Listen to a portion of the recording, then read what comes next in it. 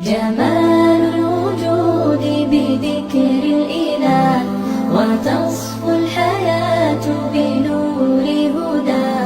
جمال الوجود بذكر الإله، وتصفو الحياة بنور هدى.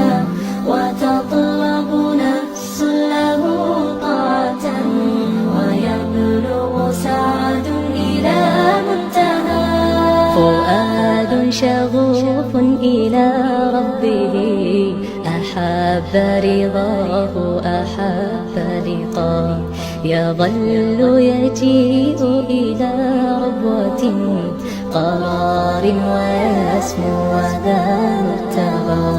فلا لهو يثنيه عن